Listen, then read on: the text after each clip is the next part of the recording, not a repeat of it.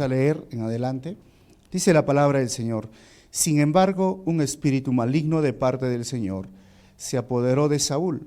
Estaba sentado en el palacio con una lanza en la mano, mientras David tocaba el arpa. Intentó clavarlo en la pared con la lanza, pero David esquivó el golpe de Saúl, de modo que la lanza quedó clavada en la pared. Esa misma noche, David se dio a la fuga. Vamos a orar. Señor, te damos gracias en esta mañana por tu palabra. Gracias, Señor, por reunirnos en tu nombre. Háblanos a través de este capítulo, de estos versículos. ¿Qué quieres decirnos a cada uno de los que estamos aquí, Señor, de forma personal? Y sobre todo, Señor, que tu Santo Espíritu redarguya nuestro corazón mientras vamos estudiando tu palabra, y que uses mi vida, Señor, en esta mañana para compartir de tu palabra. Te pido esto en tu nombre, Jesús. Amén. En este momento, ya en el capítulo 19 de Primera de Samuel, estamos llegando, diríamos, al clímax de la historia de lo que está sucediendo entre Saúl y David. La semana pasada ya estudiamos un caso muy parecido. Saúl intentó matar a David, y no solo una vez, 2 veces. Y ahora ya está llegando, diríamos en nuestro lenguaje, al colmo. Ya Saúl está totalmente perdiendo la razón. Saúl era el rey, el primer rey que el Señor puso en esta etapa que se llama la monarquía. Antes de Saúl solo existían jueces, y antes de los jueces están los patriarcas. Y después de esta etapa de Saúl, que es la monarquía, se lo conoce como la monarquía unida, donde está Saúl, donde está David y donde está Salomón. Solo 3 reyes, y de ahí se encuentra el reino dividido. Después de la muerte de Salomón, su hijo no sabe gobernar, y esto lo vamos a ver más adelante, y ahí se divide el reino para norte y sur. El norte vendría a ser Israel y el sur es Judá. Estas historias están escritas con un propósito en especial, de hacernos entender, 1, cómo podemos resolver los conflictos, y 2, qué sucede si los conflictos no se pueden resolver, cuáles las opciones que tenemos, cómo podemos vivir o lidiar frente a estas situaciones. Saúl intenta matar a David, y este capítulo está dividido básicamente en 2 partes, o 3, perdón, se me olvidé. Y vamos a ver que desde el 1 hasta el 10 es donde Saúl quiere matar a David, y Jonatán intercede. Del versículo 11 al 17 es donde David huye de Saúl. Y del versículo 18 al 21 es donde David es perseguido por Saúl. A medida que yo paso las diapositivas, van a salir las subdivisiones y el título de cada párrafo. Versículo 1, y está dividido este versículo en 2 partes. 1a, podríamos decir, Saúl le comunicó a su hijo Jonatán y a todos sus funcionarios su decisión de matar a David. Ya había intentado, ya había hablado, pero ahora sí, Saúl se reúne y le dice: tengo que matar a David. ¿Por qué? ¿Por qué intentaba matar a David? ¿Por qué creen ustedes? ¿Por qué estamos leyendo el texto? ¿Qué es lo que está sucediendo? En el contexto, en los capítulos anteriores, surge algo en el corazón de Saúl. David es elogiado de una forma más alta, relevante, distinta a lo que Saúl fue elogiado. Se decía de Saúl: mató a 1000, y David mató a 10,000 o a millares. O sea, David estaba ahora sin las intenciones de querer usurpar el reino, pero Saúl siente en su corazón lo que se llama envidia. Envidia porque él dice: ¿cómo pueden elogiar a este pequeñito? Porque era un jovencito, y a mí, que he hecho varias cosas, varias peleas, varias guerras conquistadas, y surge en su corazón la envidia. Y la envidia es destructiva, hermanos. Y cuando alguien quiere hacer algo a su prójimo, debemos de recordar lo que dice Primera de Juan capítulo 3, versículo 12. La palabra nos dice: no seamos como Caín, que por ser del maligno asesinó a su hermano. ¿Y por qué lo hizo? Porque sus propias obras eran malas y las de su hermano justas. Es muy parecida a la historia. Caín mató a Abel. ¿Por qué lo mató? Por envidia. Porque la palabra dice que el Señor se agradó con la ofrenda de Abel y con Caín no, y él sintió en su corazón envidia. Hermanos, si nosotros no luchamos con la envidia, no lidiamos con la envidia, puede llegar a ser destructiva y destruir la relación de familia o de hermanos o de pareja, o puede causar heridas o puede causar hasta la muerte. La envidia es destructiva. Y básicamente, ¿qué es la envidia? La envidia es ese deseo de querer tener lo que la otra persona tiene, y estoy enojado porque esa persona tiene aquellas cosas. Estoy disgustado. Eso es la envidia. Me hizo recordar una vez una historia donde una niñita dice que sufría de envidia y le dijo a su mamá: mamá, en el colegio todos me dicen que soy envidiosa. Por todo lado me dicen envidiosa. Y la mamá le dice: no te preocupes, hija, esas personas que te llaman envidiosa, todas se van a ir al infierno, uno por uno. Y la hijita le dijo: mamá, ¿y yo no voy a ir? No es justo que no vaya. Esa es la envidia, que te ciega, que te lleva a tener actitudes incorrectas. Ahora, créanme, hermanos, que la envidia es un fruto de la carne. Es algo que nosotros necesitamos recordar. Gálatas 5:21, hermanos, nos dice, está dentro de la lista de los frutos de la carne, es decir, ya viene aquí, viene en ese paquete llamado carne, así nacimos. Y envidia y borracheras y orgías y otras cosas parecidas, cuando dice Pablo a los Gálatas: y les advierto ahora, como antes lo hice, que los que practican tales cosas no heredarán el reino de Dios. Es decir, también los envidiosos no entrarán al reino de los cielos. A veces escucha prédicas y dice: los borrachos no entrarán. Pero ¿qué de los que practican la envidia? La envidia es que mira de repente a la persona que tienes a tu lado y dice: como él tiene y yo no tengo. O las cosas materiales que tiene, dice: como él tiene y yo no tengo. O lo miras en su físico y dices: como él tiene y yo no tengo. No sé, surge de muchas formas y de muchas maneras. Y como es un fruto de la carne, se opone al espíritu. ¿Y cuál es la forma de que nosotros podamos lidiar contra la envidia? Pues llenarnos del Espíritu Santo. Una de las metas de cada cristiano es que seamos llenos del Espíritu Santo. Y esa es la forma de vencer la carne. Si nosotros no lidiamos contra esto, puede ser perjudicial. Santiago capítulo 3, versículo 16 nos dice: porque donde hay envidias y rivalidades, también hay confusión y toda clase de acciones malvadas. Hermanos, tú y yo sufrimos de envidia, siempre. El ser humano es así. Pero una cosa es practicar la envidia y vivir o ser un envidioso. ¿Me entiende más o menos lo que le estoy diciendo? Yo puedo envidiar y mirar, decir: wow. Pero me rindo al Señor, digo: Señor, tú me das lo que realmente necesito, y lo que recibo simplemente es por tu gracia. Y esta es una forma de lidiar contra la envidia. Pero si tú miras a tu prójimo que está recibiendo muchas cosas, tú dices: Señor, pero ¿por qué a mí no? ¿Por qué no me lo das? Y empiezas a llenarte en tu corazón de ira, de enojo, de rivalidad, de muchas otras cosas. No estás lidiando contra la envidia. Y esto te puede llevar a tomar acciones malvadas. Saúl no lidió. Saúl no tenía el Espíritu Santo, ahora estaba en plena confusión. Así que si podríamos concluir en este pequeño versículo, la mitad del versículo que hemos leído: Satanás es envidioso, porque dice que por eso fue que Caín mató. La carne sufre de envidia, y al final la envidia conduce muchas veces a la muerte.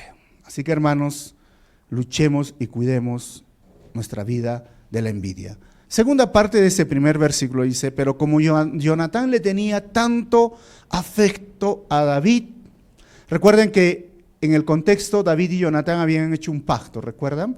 Un pacto de amigos. Y por este pacto de amigos surgió un afecto. Y no solo porque eran amigos, sino porque tenían muchas cosas en común. David confiaba en el Señor, Jonatán confiaba en el Señor. David era valiente, Jonatán era valiente. David sabía que Dios iba a dirigir sus pasos, Jonatán sabía lo mismo. O sea, había mucha afinidad en esta amistad. Versículo 2. Le advirtió, mi padre Saúl está buscando una oportunidad para matarte.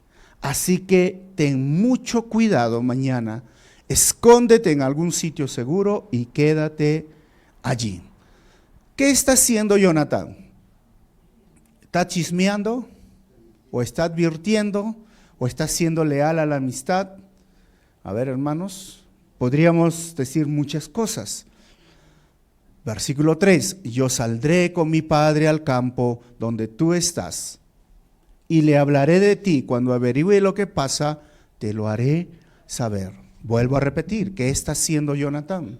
Le está siendo leal a su padre, le está siendo leal a la amistad con David, está chismeando, está advirtiendo. Mira, no te quiero chismear, solo te quiero comunicar. ¿Es esa? Solo para que ores, mi papá te quiere matar. Así era, porque hay chisme santo hoy día, ¿no? Chisme santo es, hermanos, ¿han visto a la hermanita tal? Están dando en malos pasos, pero yo solo lo digo para orar, no es por chismear, pero ya lo dijiste a todos, pues, ¿no? ¿Qué está haciendo Jonatán? Mi pregunta, porque esta es una relación entre hijo y padre, padre-hijo, ahora viene el día del padre. Mi pregunta sería, ¿es correcto desobedecer a un padre como lo hizo Jonatán? ¿Es correcto desobedecer, irse en contra de su papá como lo está haciendo Jonatán? ¿Qué nos dice la Biblia en Efesios capítulo 6, versículo 1, versículo 3? Dice, hijos, obedeced en el Señor a sus padres, porque esto es justo. Honra a tu padre y a tu madre, que es el primer mandamiento con promesa, para que te vaya bien y disfrutes de una larga vida en la tierra. Este es un mandamiento que está en el Antiguo Testamento y está reforzado y ratificado en el Nuevo Testamento. Si los hijos no honran a sus padres, créanme, muchas veces tienen muy poca vida en la tierra. He visto hijos que han fallecido a temprana edad por deshonrar a sus padres y les podría contar un montón de testimonios. Pero el texto es esto. Y el mandamiento, dice Pablo, es con promesa. O sea, si tú cumples esto, Dios te va a recompensar. Desobedece a tu padre, deshonra a tu padre, bueno, pierdes la bendición. Yo no quiero andar en la vida, hermanos, sin la bendición del Señor. Pero ¿qué dice la pregunta? ¿Es correcto desobedecer a un padre como lo está haciendo Jonatán? ¿Qué piensan los hijos? ¿Qué piensan los padres que están aquí? Ya viene el día del padre ahora, como les digo. Hermanos, esta es una lucha que nosotros tenemos a diario.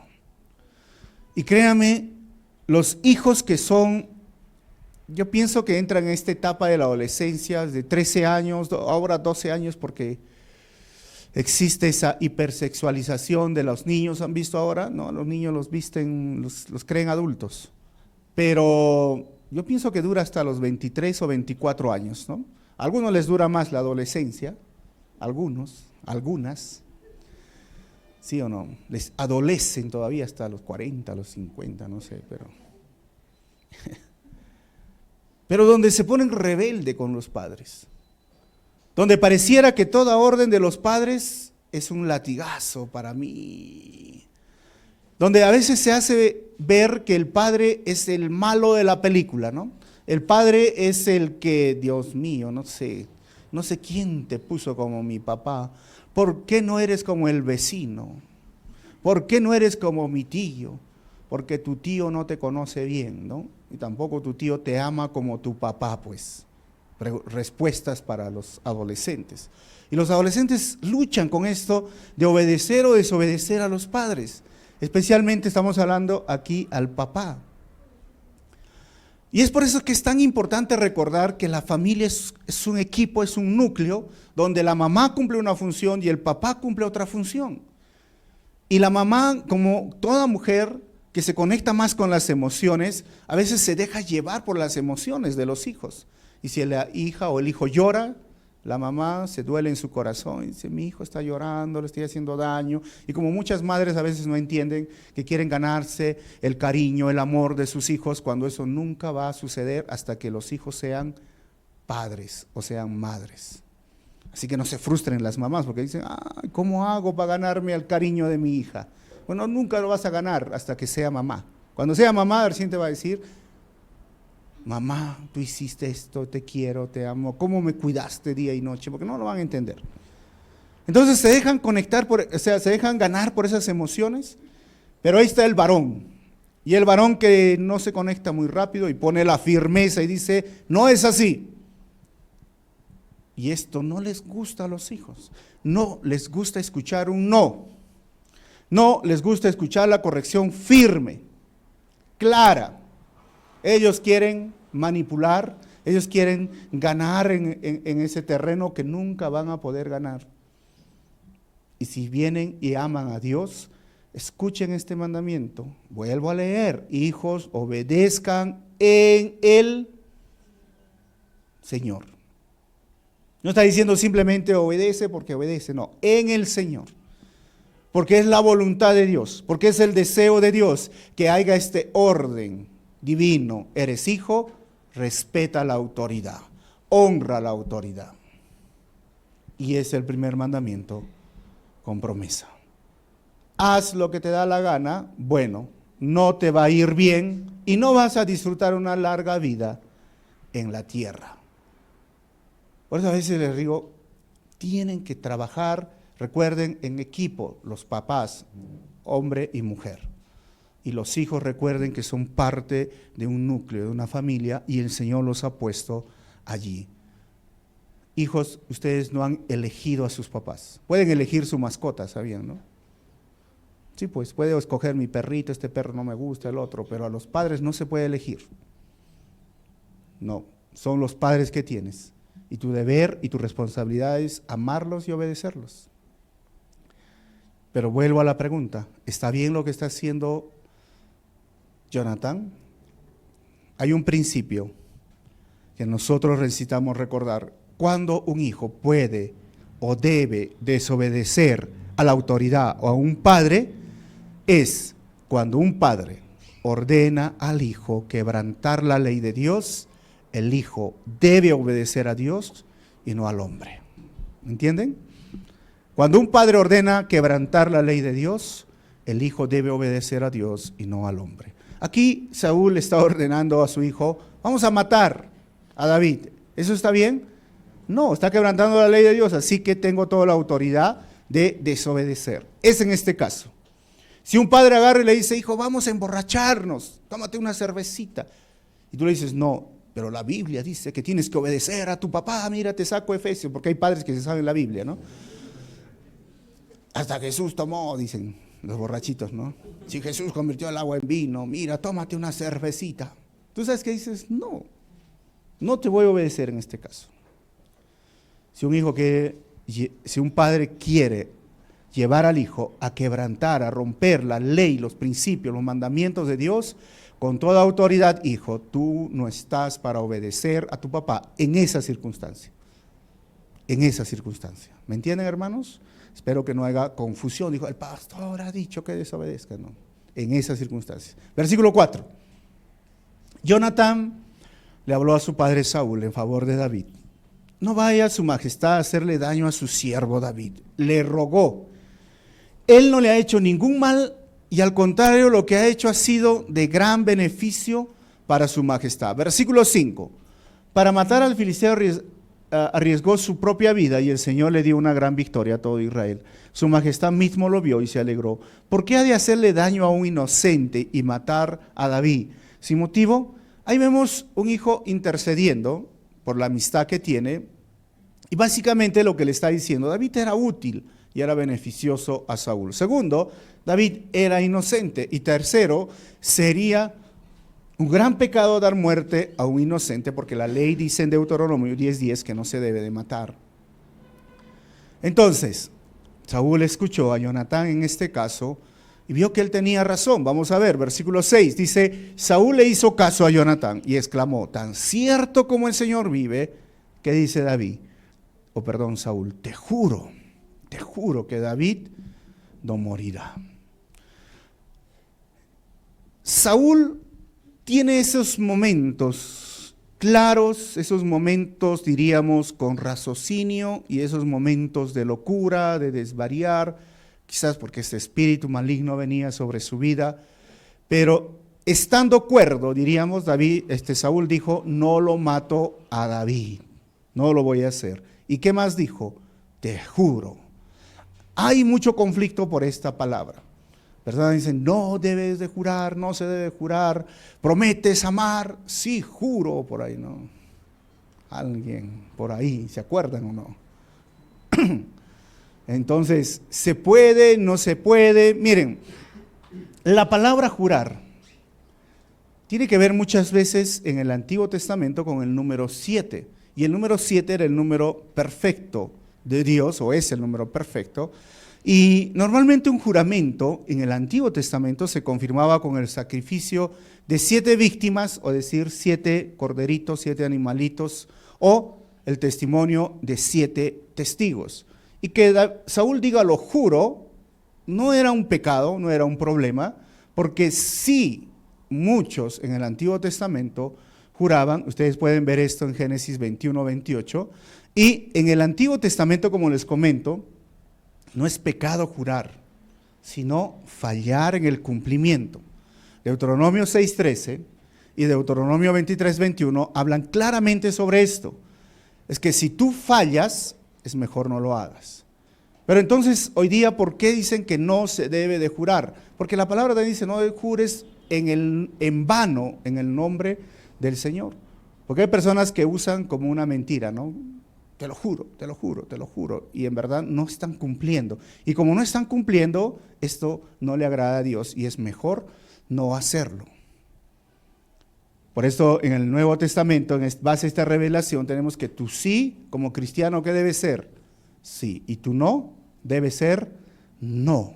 Sí y no. Pero por eso Saúl en el contexto dice, lo juro, no lo voy a matar a David. ¿Qué sucedió? Versículo 7. Entonces Jonatán llamó a David y después de contarle toda la conversación, lo llevó ante Saúl para que estuviera a su servicio como antes. Versículo 8. Volvió a estallar la guerra. David salió a pelear contra los filisteos y los combatió con tal violencia que tuvieron que huir. Otra vez, David tiene un triunfo. David regresa victorioso. David, un capitán de 20 años, un chiquillo, feliz. Versículo 9, ¿qué sucedió?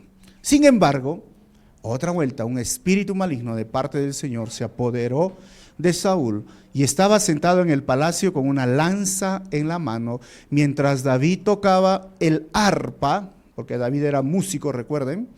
10, intentó clavarlo en la pared con la lanza, pero David esquivó el golpe de Saúl, de modo que la lanza quedó clavada en la pared. Y esa misma noche David se dio a la fuga. Tercera vez. Dicen que la tercera es la vencida, ¿no? Pero acá no fue. Otra vez regresamos como si fuese el capítulo 18. David tiene que enfrentar una vez más la ira, el enojo, la envidia. Dice el texto, un espíritu maligno de parte del Señor. Recordemos esto. Es básicamente, ya lo hemos hablado, pero si no lo escucharon, el Señor permitió que un espíritu maligno atormentara a Saúl. No es como que el Señor envía los espíritus malignos, Él permitió y eso ya se enseñó. Pero en ese momento de confusión, regresamos al mismo punto. Saúl era un hombre guerrero. Saúl debería tener puntería. Ojo, David también era guerrero. Entonces cuando lanzó o tiró la lanza, ¿qué fue? ¿Mala puntería? O algunos dicen, no, es que como estaba con el espíritu maligno, estaba medio loco, medio movido, por eso falló. O, como digo, David muy hábilmente, o el Señor agarró, iba la lanza directo, la desvió.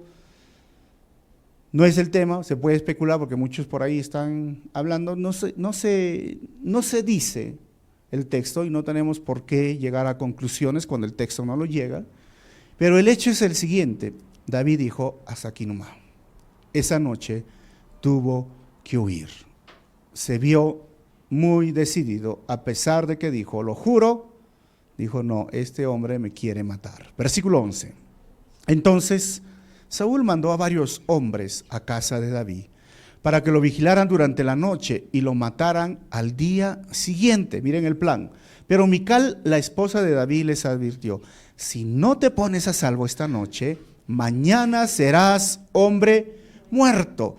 Y enseguida ella, hermanos, ella descolgó a David por la ventana y así él pudo escapar.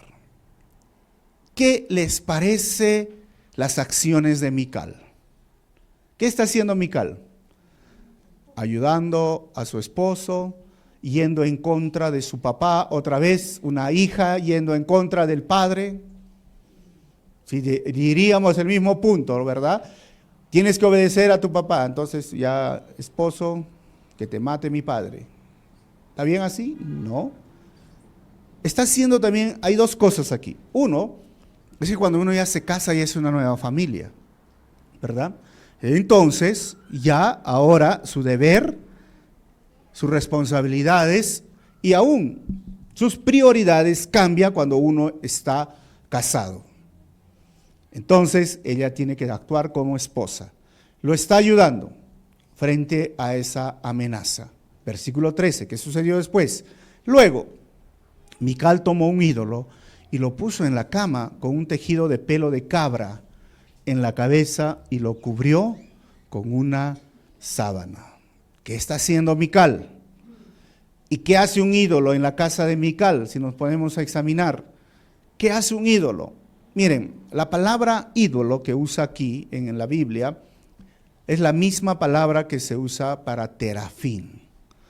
Los terafines eran un tipo de estatuillas, de estatuas, de imágenes. Pero la pregunta es, ¿David tenía un ídolo o era Mical la que tenía un ídolo? Si nos ponemos a analizar toda la historia, era Mical la que tenía un ídolo. David era imposible, él no quería, él amaba, él reverenciaba al Señor. Recuerden que les dije, cuando lleguemos al final de la historia, nos vamos a dar cuenta que Mical realmente no amaba, no estaba, estaba enamorada, pero no amaba a David. Tenía otras intenciones. Y vamos a ver básicamente la conducta de Mical. Acá primero está haciendo algo muy interesante. ¿Salvando o qué está haciendo Mical? Y agarra sus ídolos y un ídolo y le pone, dice, una peluca para disimular. En Segunda de Reyes, el capítulo 23, el versículo 24, este tipo de ídolos siempre hubo en Israel. Miren, 24, además Josías expulsó a los adivinos y a los hechiceros y eliminó toda clase de ídolos y el resto de las cosas detestables que se veían en el país de Judá y de Jerusalén. Lo hizo así para cumplir las instrucciones de la ley escritas en el libro que el sacerdote Gilquías encontró en el templo del Señor. Esto es cuando el reino es dividido y cuando surge una reforma, un avivamiento. Siempre los judíos o los israelitas tenían ídolos, terafines. Siempre lucharon con la idolatría. Y aquí vemos a Mical luchando con los ídolos. Pero cuando viene la palabra del Señor, los ídolos se tienen que ir a un lado. Y es mismo cuando Pablo dice a la iglesia que ellos realmente se arrepintieron, es cuando dejaron sus ídolos a un lado.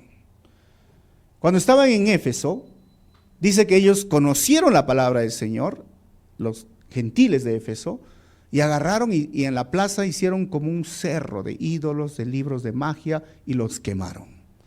Porque no quiero saber nada, renuncio a esto. Y esto es lo que debió hacer Mical, pero Mical tenía sus ídolos. Entonces, ¿qué sucedió? Versículo 14.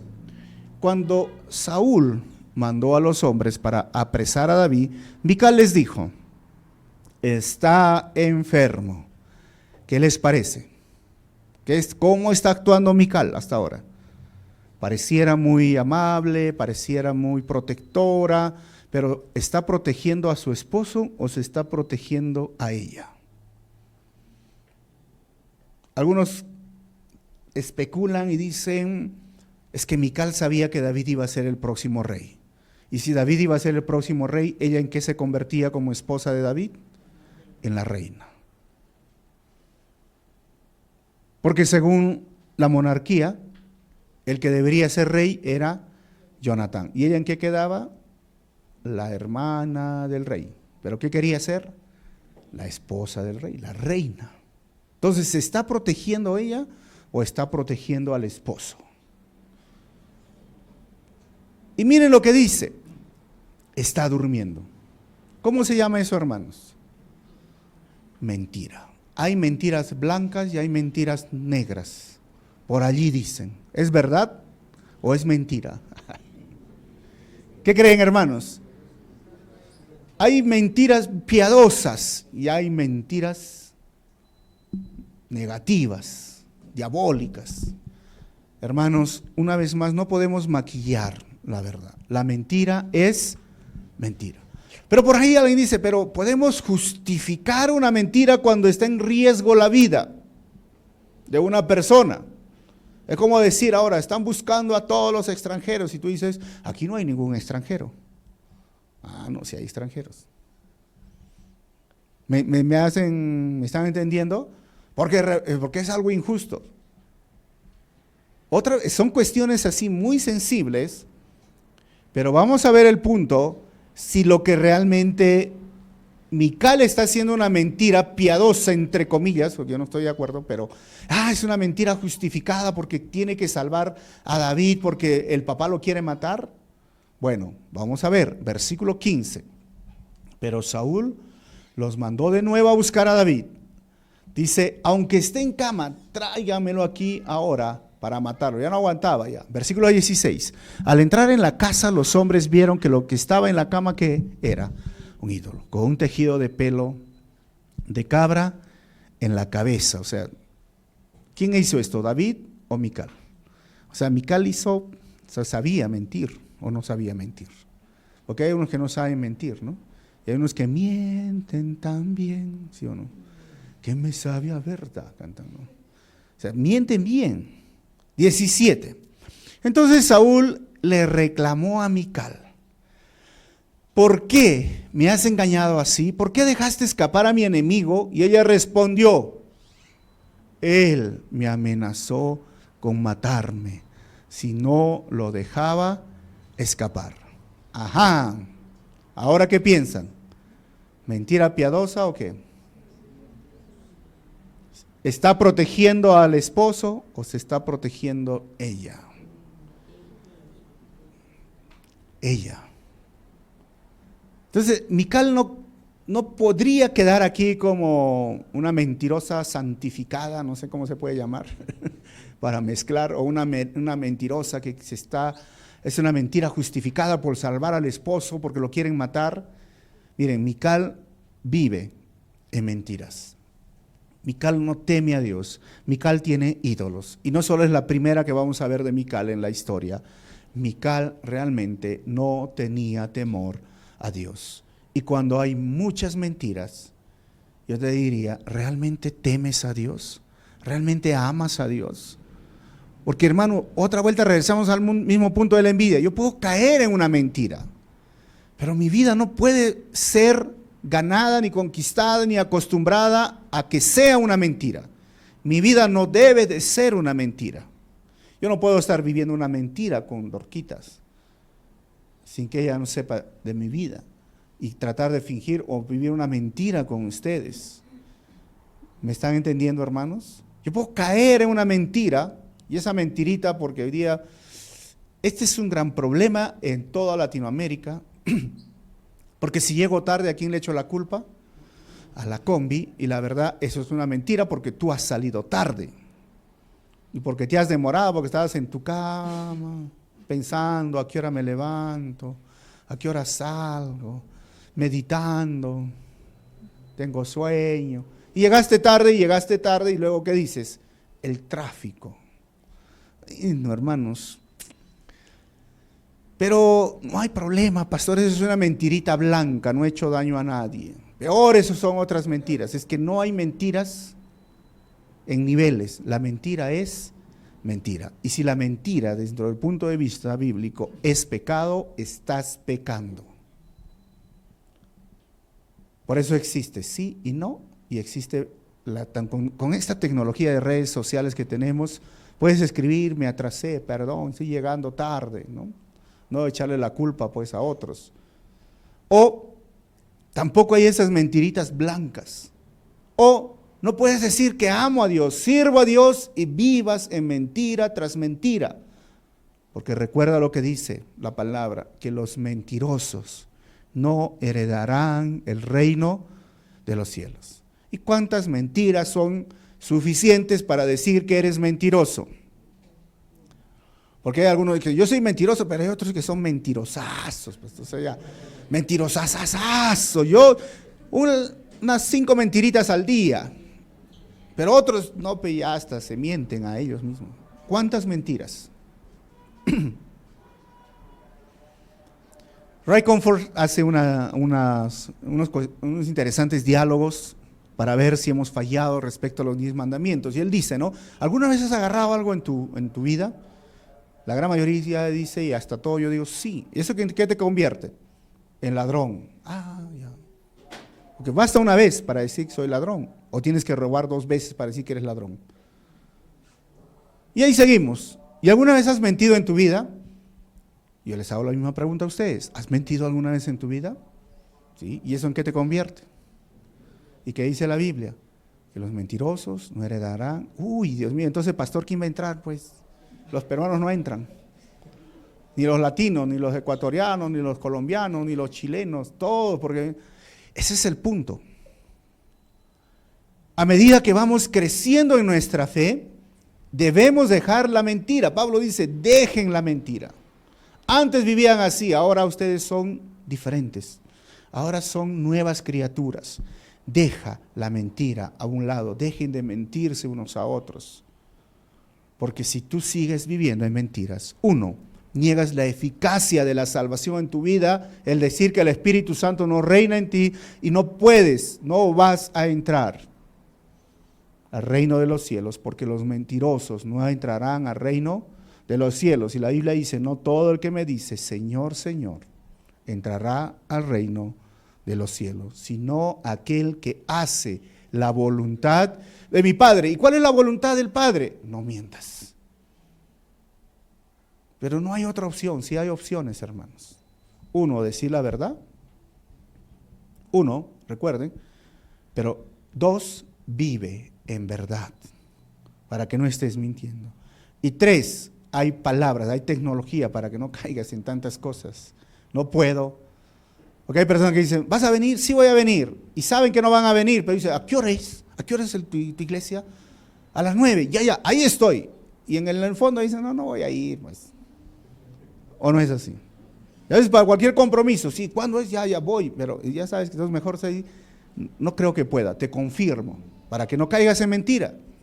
¿Me entiendes? Te confirmo, te aviso, estas son opciones, no simplemente tienes que seguir lo que la sociedad sigue. Versículo 18 y ya estoy terminando. Después de huir y ponerse a salvo, David fue a Ramá para ver a Samuel y contarle todo lo que Saúl le había hecho. Entonces los 2 se fueron a vivir a Nayot. Nayot era traducido como casa de aprender y pareciera que Samuel tenía una aldea, una casa donde se podía vivir. 19. Cuando Saúl se enteró de que David estaba en Nayot de Ramá, mandó a sus hombres para que lo apresaran, pero se encontraron con un grupo de profetas dirigidos por Samuel que estaba profetizando. Y entonces el Espíritu de Dios vino sobre los hombres de Saúl Y también ellos cayeron en ese trance profético. Miren lo que sucede. Versículo 21. Al oír la noticia, Saúl envió otro grupo, pero ellos también cayeron en trance.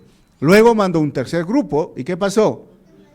Trance profético se llamaba que empezaban como a caer, a temblar o caían al piso y empezaban a estar tirados ahí y empezaban a dar palabras de alabanza al Señor. El Señor sea alabado, el Señor sea glorificado. Es curioso. ¿Por qué hacía esto el Señor? Que los demás caigan en trance. 22. Por fin, Saúl en persona fue a Ramá y llegó al gran pozo que está en Secú. ¿Dónde está Samuel y David? Preguntó. En Nayot de Ramá. Alguien le respondió. Como 3 fueron y no lo trajeron, dijo, yo mismo voy.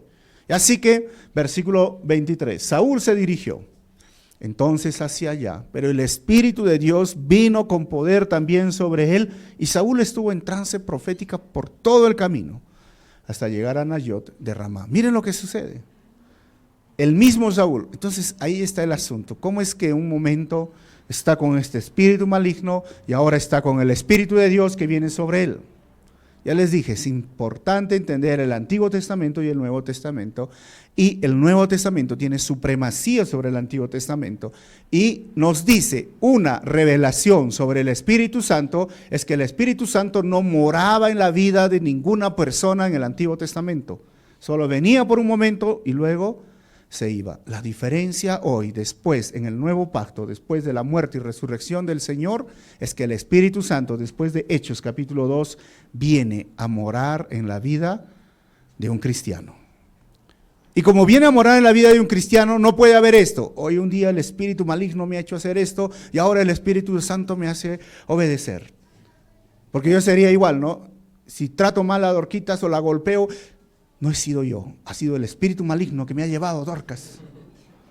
Y después le abrazo y ¿qué le digo? En el Espíritu Santo te amo, Dorquitas. O sea, bipolar. Porque hay unos que le echan la culpa todo al maligno, ¿no? El diablo me ha hecho mentir, no, eso es tu carne. El diablo me ha hecho golpear, no, es tu carne. El diablo me ha hecho emborrachar, no, es tu carne. O el diablo me ha hecho sacar la vuelta a mi mujer, no, es tu carne, hermanos. El cristiano no puede ser poseído, porque es el Espíritu Santo que mora en nosotros. Versículo 24. Luego,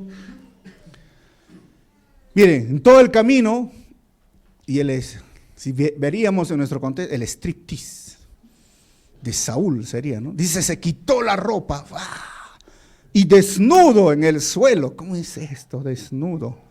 Estuvo en un trance en la presencia de Samuel todo el día y toda la noche, horas. De ahí viene el dicho, ¿acaso también Saúl es uno de los profetas? Hermanos, ¿cómo es esto que Saúl agarró y empezó a hacer tarara, se quitó? No, eso no fue, eso no pasó, hermano, no van a pensar. Sino que vino el Espíritu y quedó desnudo, dice. Me costó, hermanos, pero vamos a encontrar.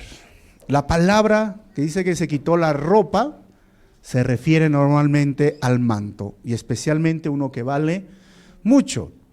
Desnudo, cuando la palabra de Dios usa la palabra desnudo, a veces da a entender a uno que está vestido pobremente, como dice Job 22:6 e Isaías 58:7, uno que no tiene una capa real podría llegar a ser uno desnudo o estar hasta en muy mala condición en su ropa. En Juan 21:7, a veces se usa cuando uno se ha quitado su manto y que solamente lleva su túnica interior. Recuerden que en ese tiempo no existía ropa interior masculina. ¿Qué existía? Tipo pañalitos, tipo tela, o algunos andaban con algo por ahí. Pero entonces andar desnudo, ellos llevaban una túnica, como cuando se bautizan, ¿han visto? A veces llevan una túnica blanca y que se nota todo, no sé, ¿no? A veces, entonces, peor cuando salen del agua, se nota todo, ¿no? Por eso digo, a veces bautícense mejor con su jean, hermano, su short. Algunos se enojan, bueno, como desees, entonces, con jean, con polo y encima tu túnica, ya está. Entonces, era esto, una ropa más ligera, más sencilla y que se consideraba una ropa interior en ese contexto. Y si miramos todo esto, entonces llegaríamos a la conclusión que Saúl se despojó de sus vestidos reales y solo estaba con esa túnica interior, como era como una ropa interior, con esa sotana, esa bata que podríamos decir que llevas al hospital. Porque a veces cuando lees esto te da la intención, oye, Saúl estaba pelado, ¿no? Totalmente desnudo, mostrando, no, ¿cómo es posible? No fue así. Así que cayó en ese trance. ¿Y por qué sucedió todo esto? Porque el Señor no quiso que toque a David. Él tenía que entender, él era un hombre terco, se le había visto muchas veces, soberbio, y él quería matar, él quería ir en contra de la voluntad, de lo estipulado por Dios. Y Dios le está enseñando, no eres tú quien manda aquí, soy yo quien manda aquí. Así que jóvenes, muchas veces, hombres, varones, mujeres, queremos ir en contra de los propósitos de Dios, no le vas a ganar a Dios, no vas a torcer la mano de Dios. Al final tú vas a terminar ridicularizado, como fue Saúl. Conclusiones finales de este capítulo. Primero, vamos a ver, cuando una autoridad te ordena hacer algo en contra de la ley de Dios, tu deber es obedecer a Dios. Puede ser mi papá, aún puede ser mi jefe, estoy hablando de autoridad, o aún puede ser el gobierno. Mi deber es obedecer a Dios. Por eso hoy día, por ejemplo, esta ley en contra, o que está, digamos, queriendo ponerse en el gobierno a favor del aborto, pero es la autoridad, sí, pero está en contra de la ley de Dios, y tengo todo el derecho de oponerme, porque hay personas que dicen, pero tú debes someterte al gobierno, porque estás en este gobierno. Digo, no, es obedecer a Dios mi deber. Número 2, la envidia te puede llevar a quitar la vida de otra persona, hermano. Por eso es mejor quitarla de tu vida por medio del Espíritu Santo. Es como, cuanto más lleno del Espíritu Santo en mi cuerpo, imagínate como un vaso, yo me lleno, va a haber menos espacio para mi carne.